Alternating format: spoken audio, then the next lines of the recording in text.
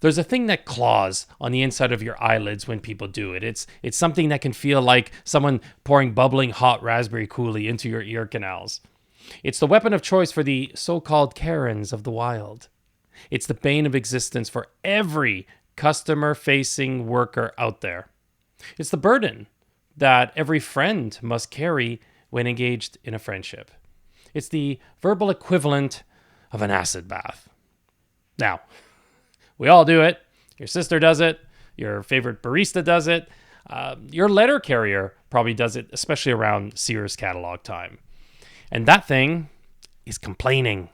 Yes. My name is Paul Silva. The podcast is Seared, Stories from the Stove podcast. And today we're going to be uncovering the difference between complaining, venting, and processing. We'll also look at what to do when you have someone in your life who's always using you as an emotional dumping ground. So with that, grab a beverage, stay tuned, and we're going to hit the grill with this.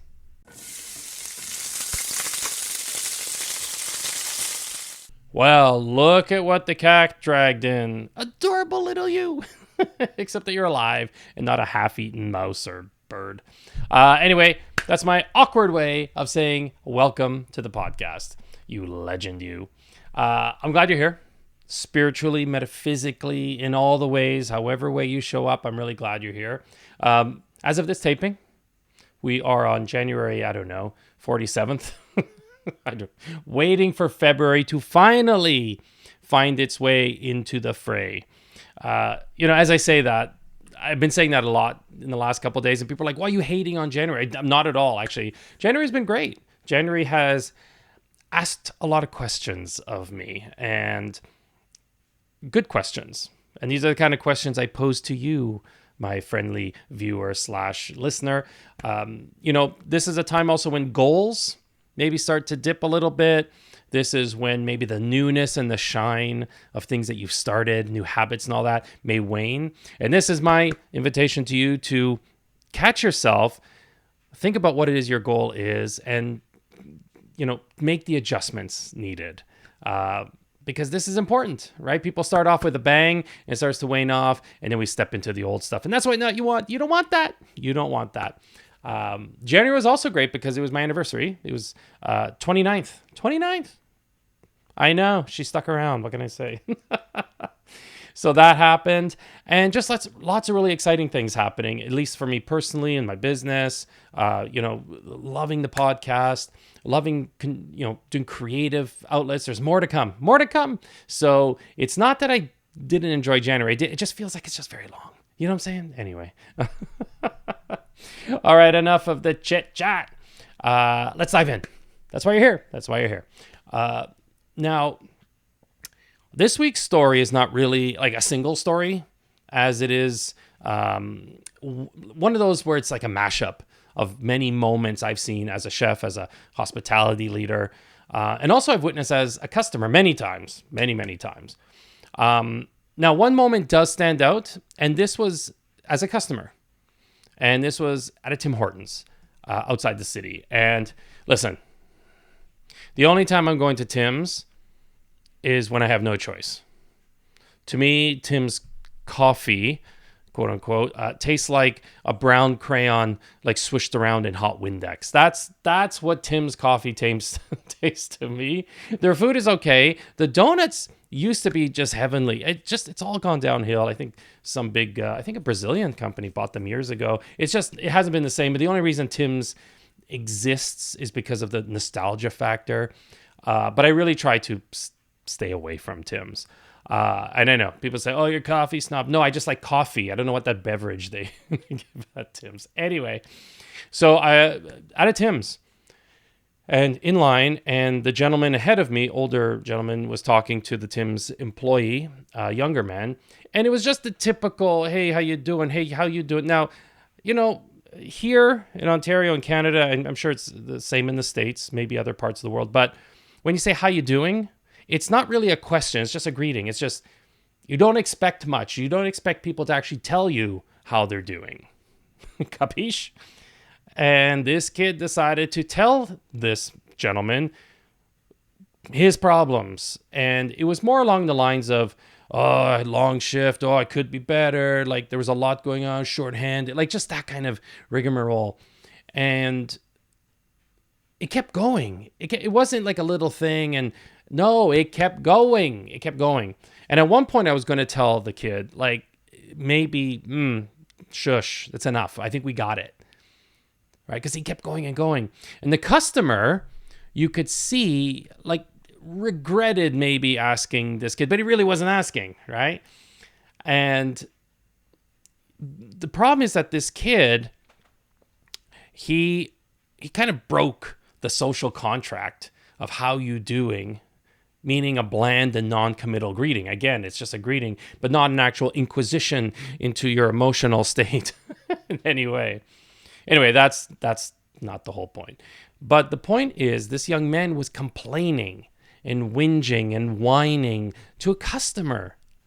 Now, at the top of my head, there's like 3 reasons why that just isn't cool. One, the customer's the wrong person to complain to. Like, save that for the break room with or hanging out with your buddies or whatnot. You know, there's a time and place and a person, and that was neither of them. The second reason it wasn't cool is it was unprofessional. And it just looks poorly on the business and the management and the owners. And third, it solved nothing. It didn't move the needle in any way. And you've created drama. And this kid was creating drama in this air. It was like a little tornado while the guy was waiting for his maple cruller and double-double. I don't know. And lastly, and this is the most important, and it's going to sound awful, the customer doesn't give a shit. They don't care. Like, in the end, because I've seen this countless times in I heard over here servers talking to a table, complaining about this. Oh, they gave me this table. Oh, that whatever. We're shorthand. Customer doesn't care. Now, you can be empathetic. When I'm at a coffee shop or store and I see they're getting slammed, I'll usually say something like, oh, wow, you guys are really shorthanded, but you guys are doing great. Yeah, or no rush. Like, just I know you're busy.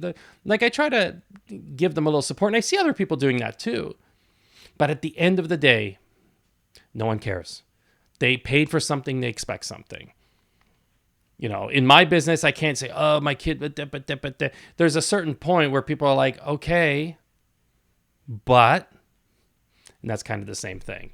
And so it's not that the customers don't have empathy. It's just at the end of the day, they need to get what they want to get because they paid for it. And they have lives too. They got things to do. They've got issues in their lives. Now, this was all precipitated because I saw a barista yesterday. It's always coffee shops, right? But then again, that's all I go. That's where I go a lot. I saw a customer, like there's a barista talking to a customer, and again, the customer, how you doing? And the barista used a phrase that I have such a disdain for. It's like probably one of my number one pet peeves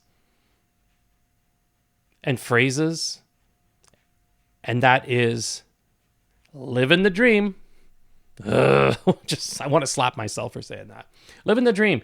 It grates on my very soul. I don't know about you, but there's something about it. I don't know. It's just very unoriginal and it's very sarcastic and it seems like passive aggressive and it just has it's like dripping in victim mentality in some ways. And I can't with it. I just can't. And so that kind of is what triggered me to talk about this. And as I thought about it, I thought about complaining in the general scheme of things, which then led me to, okay, I don't want to complain about complaining. That would be meta and annoying. But it had me thinking about, what's the difference between that and venting? And then what about processing? That enters the picture. And these are all very different. Now, they may, on the surface, sound similar, but underneath there is a lot going on that's different. So, here on the episode of Seared, we're going to break it down. I'm going to use, just to help, give it some life, I'm going to use the same scenario, however, as an example of how the 3 differ. You know what I'm saying? Like, I'm going to give you a scenario. And it's this. Your friend, Darren, went to his boss to get his vacation time, but was rejected because someone else already booked it, right? And it's also a very busy time of the year. and they can't have two people off at the same time. So that, I'm going to lay that out. That is going to be the scenario.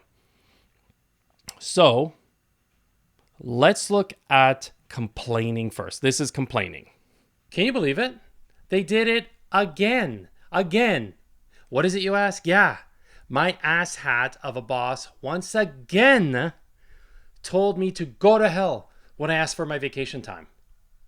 Yeah, well, that's what it sounded like. He might as well have said that. I mean, his mouth didn't say it, but I know a fuck you when I see it. His mouth wouldn't stop talking, you know, and he knows that I love going to the cottage during a long weekend. You know this too, pal. You know this, Tony. And just to screw me, he denied it. I asked last year and I got the same song and dance. They're always out to screw me. And I know that they're happy to fix me. You know, you give them everything and they never give you anything in return. This is how they operate. And I'm always the one getting it up the arse. Always. Yeah, of course I asked why. That prick Joe, remember I told you about it? He picked the week already. And we're too busy to have someone else off. But I know they're just saying that. They can totally handle it. Look, it doesn't matter when I put my request in. You're not listening. You don't know these guys. They're vultures, and they're going to just bleed us all. It's like when they tried to cheap out, with the bonuses, or when they pulled our equipment allowance. It's always the little guys getting screwed, and they don't care. They have no hearts, man. They have no hearts, and they've totally ruined my summer. That Spencer, he's a sniveling little weasel, just like all the other managers there. And me? I'm just doing my job. I'm doing nothing wrong. And no, I won't calm down because So, what did you feel from that? Did it give you the ick? Was it exhausting?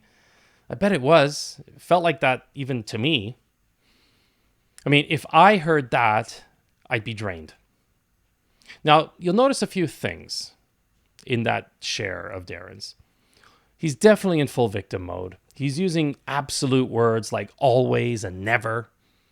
There's no gray area, right? It's black and white thinking. And speaking of, if you haven't watched the episode of Black and White Thinking, I'll link it on somewhere up here. Now, in this representation, Darren repeats a lot. And not only does he gripe about this situation over and over again, he actually brings in other things that have nothing to do with the situation, like the bonus and the equipment allowance.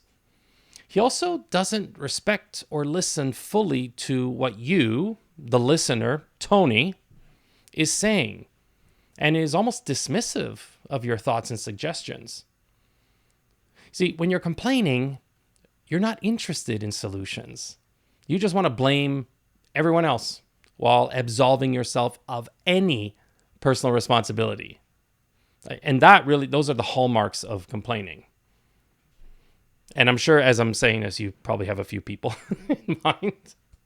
Now, with complaining, you're also trying to persuade people to get onto your sides of things. It's like you're trying to build your little posse, like surround yourself with yes people. And in the end, complainers, they waste time. They don't feel better in any way. Maybe a little bit because they maybe got someone on their team, but in the end, they just infect others with toxicity. And it's just so damn draining. That's why it can feel like an acid bath. All right. Shake it off. That was a palate cleanser. Let's maybe help shake that off. Let's listen to, a baby goat bleeding. We all need it.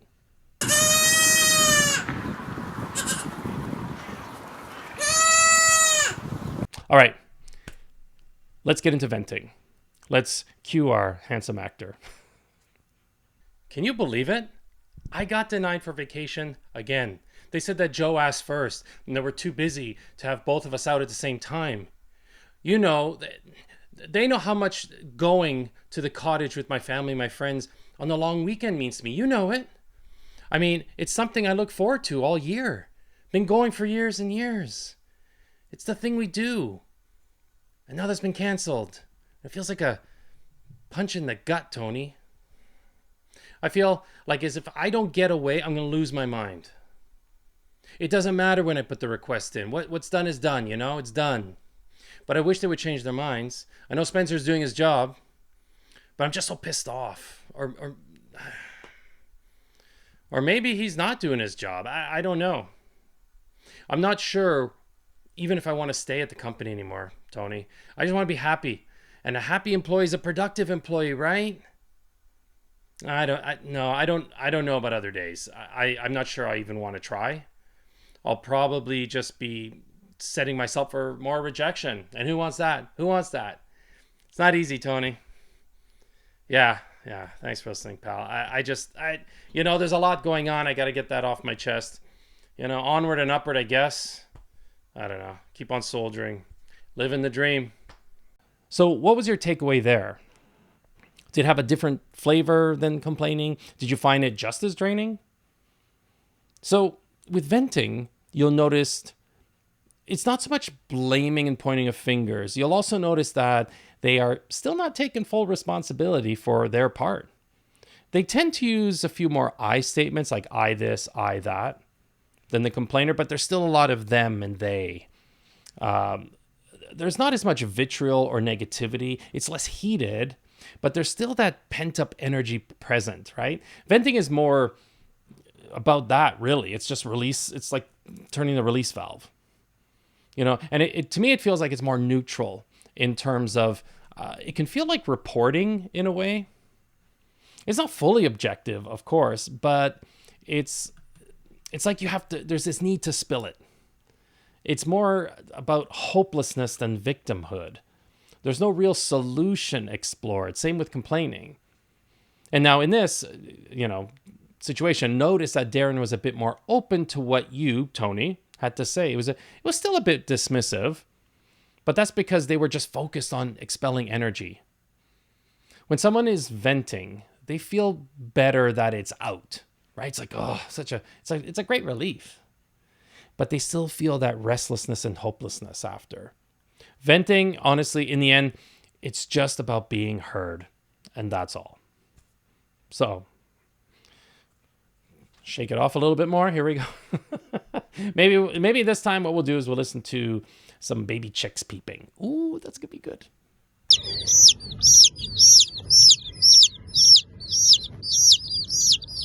All right. Let's get into processing. In the past, I have used the term venting for processing, but now I feel like there's a difference. So I'm going to stick with processing. Like originally I was going to just talk about complaining and venting, but as I've kind of felt my way around this, I feel like venting has its own spot. So now let's talk about processing. So let's see what that can sound like. Can you believe it? I got denied for my vacation time. Yeah, the long weekend one. The one it's the one I love going every year with my family, my friends, my pals.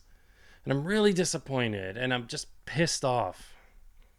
Yeah, they said that Joe asked first and they can't afford to have both of us gone during a busy period, which I get. I know that it's like that when we're busy and when we're shorthanded. It's hard. I've been in that position. So I understand what Spencer's talking about. I mean, when I think about it, I wouldn't want to be Spencer, right? When several people want the same thing. But I still feel hurt. I still feel sad that I won't be able to hang out with everyone and swim and barbecue and all that stuff. And I know it's not guaranteed. You're right. But just because I got it last year doesn't mean it's automatic. Yeah. I should have put my request in sooner. That's on me. Mea culpa. I can't get pissed at Joe for getting in first. That was him, right? And I think next time I think about it, I'll put it in my calendar. And so next time I'll be the first one in. Tony. Yeah, I mean, I can go a little bit later in the year. The lake is still pretty warm and I can still hang out with some people, but not everyone will be able to make it, unfortunately. But it's not the end of the world, It's not the end of the world. It is what it is, and I just got to make sure I put my request in next time. I didn't think of that. I did not think of that. And yeah, maybe I can ask Joe if he wants to move it. I'm not sure what he's doing, but I can talk to him. Worst he can say is no. It's worth a shot. And yeah, well, thanks, Tony. I appreciate it. Maybe there's some light at the end of the tunnel anyway. All right. That's a lot different, isn't it? Yes, there's that catabolic energy, that disappointment. There's some anger, yes. But when someone is processing, they will often name the emotions. Like here, it's disappointment, for example. You notice that there's very little blaming of others. In fact, they tend to see things from the other person's point of view. So there's some empathy there. And there's a lot of owning things. Like, again, in this example, Darren, he's owning up to the fact that he didn't put his request in time. He uses a lot of I statements. He stays on topic and doesn't jump all over the place. He doesn't resort to name calling or personally attacking others. And he's mindful of his energy. He's also open to what you, again, Tony, is saying and actually considering the suggestions. How cool is that? And there's no victim mode, or very, very little. There's not the absolutes. And in this case, there is a solution, but not every single processing has a full solution. But it's the idea of being open to solutions is what sets it apart from complaining and venting. Overall, it feels lighter. It feels healthier. It ends on a good note for the most part. And you can still be disappointed and whatnot, but it's moving towards something more productive. And that's why processing is so much more powerful in a very, in a more positive way. So there you have it. Now, of course, everyone has their own spin on things. And, for example, if you are someone who is always complaining and you want to get out of that habit, then you know what? Venting is a great next step. You don't have to jump right to the top there like that. You don't have to sound like a spiritual or personal development guru to process. The whole idea is that, it's not the words that you use per se, but it's the energy behind the words, right? Like you may be looking for a solution, but maybe there's still some blaming going on. As you start to step into more of an anabolic type energy, like an expanding, growing, healing energy, you'll find yourself using blaming and victim language a lot less, just naturally. But my suggestion is just start where you're at and then just make the incremental changes as you go along. One thing to ask yourself in your own journey in this is, what are you getting out of your complaining or venting? It's a good little question. Eckhart Tolle once said that complaining is one of the ego's favorite strategies for strengthening itself. So, are you talking to hear yourself and to bolster your ego? If so, maybe that's just something worth examining. It's not going to happen overnight. But it could be a good question to ask. Or are you truly trying to get help? Like to find a new way of seeing things? It's up to you to answer these questions when unloading on someone, or you're about to. Right? And it's easy because we want that rush. We want that hit, that dopamine, like just get it all out. And there's nothing wrong with that. But it's like, what do you want to get out of this? What is on the other side of all those words? What's the energy behind them? Right? Okay. So, what do you do when someone wants to emotionally dump on you? How do you handle that? Well, glad you asked. We'll be tackling that right after the break. So, take a moment, stretch, do pigeon pose, maybe make an omelet or some brunch item that sends you to the moon. Grab a kombucha or nothing. Maybe just wait the whole 5 seconds that this thing takes and we'll get back to it. Okay, catch you in a sec.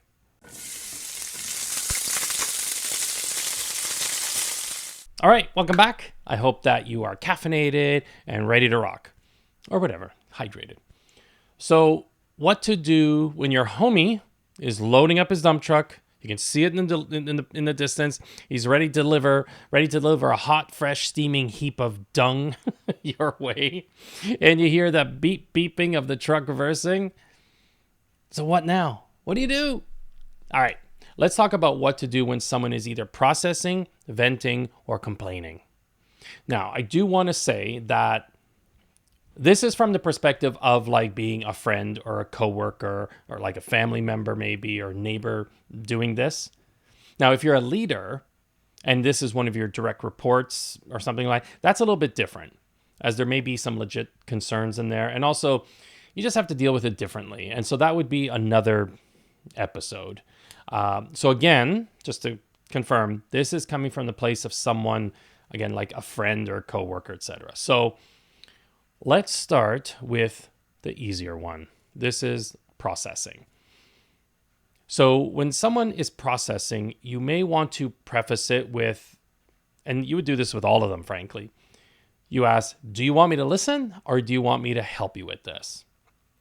And this is like a magic question you can ask with anyone. You're talking to a partner, spouse, whatever, because sometimes people just want to be heard, right? And then when you ask that, just do what they ask. So if they say, I need someone to listen, then listen, right? Now you can, some of the things some techniques you can do, is what a lot of coaches and therapists and, social workers and all that do, is, to mirror back what they say, right? First, let's talk about active listening. So you're just listening. You're not on your phone. You're not kind of like looking around, seeing what else, like you're looking at them and you're just listening to understand. You're not listening to respond. So as you're listening, what we do sometimes, you can mirror it back. Like what I hear you saying is this, or what it seems like is this. And you kind of mirror it back to them, reflect it back to them, but use different words so that they know that you heard them. Right? And validating their emotions along the way. So it's like, wow, that sounds like that would be really hard given the fact that blah, blah, blah.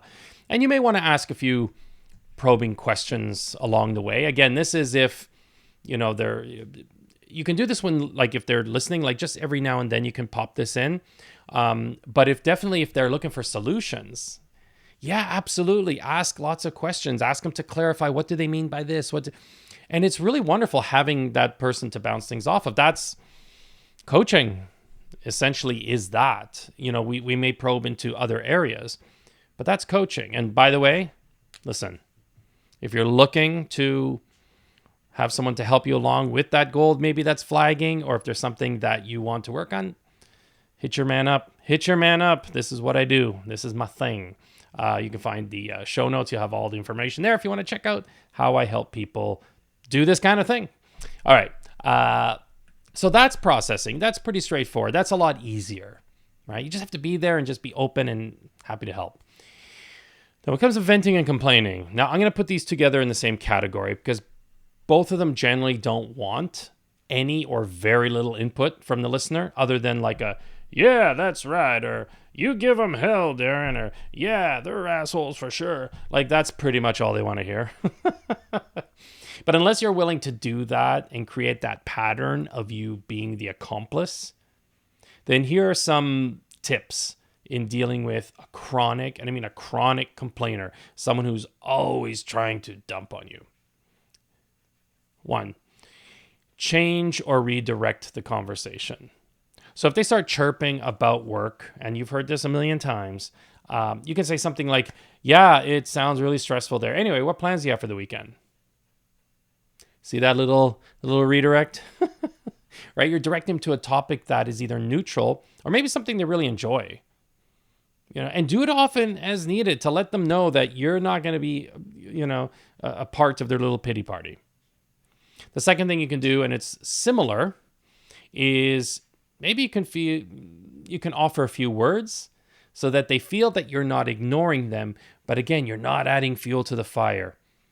Right? So it could be something like, hey, it must be hard when your kids don't call you as often as you'd like. Or, hey, I have faith you'll sort that challenge out at work, and then change the topic. Again, so you kind of give them a little tip, and then you move off, just so they know that you heard them. And a lot of times that's what people want. The third thing you can do is set boundaries. Now we're getting into a little bit more difficult territory, but it's powerful. So it can be hard, right? But it can save your bacon. This is where you want to use I statements. So you stay away from them getting defensive. Like if this can be for anything with your kids, a spouse, a partner, whatever. Instead of saying you do this and you do that and you can say, I feel when you do this, I feel disappointed. No one can argue with I. They can try, but no one can argue with how you're feeling. But when you say you, they get defensive. So this is why we say use the I statements. So in this case, you can say something like, always listening to this negativity is very frustrating for me. It's very simple. Or I'm always here for you, but sometimes I'd like to talk about my own life when I'm with you. And if it's a topic that's uncomfortable for you, like let's say your pal is always complaining about how they're unsatisfied in the bedroom, let's say, you can say something like, I feel uncomfortable when we talk about this topic. Do you mind if we change the topic? Simple, clear, direct. And 99% of the time, people will respect your wishes. If they don't, then you may want to reevaluate this relationship, this friendship. All right, fourth, don't try to solve their problem. Chronic complainers are not motivated or moved by other people's solutions or situations. Just, they're not. So sometimes it can just be like, a nodding, adding nothing to the conversation. Keep it light, keep it like hands off, and they're going to ignore any type of problem solving. So just save your energy and time. Don't offer anything, but just, and move on. 5, you can add a quick insight. Sometimes when someone's chirping, like for example, someone's chirping to me about someone else, and I've heard this, but sometimes what I've said is, well, sounds like you and so have a lot to sort out, and that's it. And that honestly will shut them down because I know they have no interest in solving it. They have no interest in going to so and so. Now, if they do, well, that's awesome. That's different. I can help.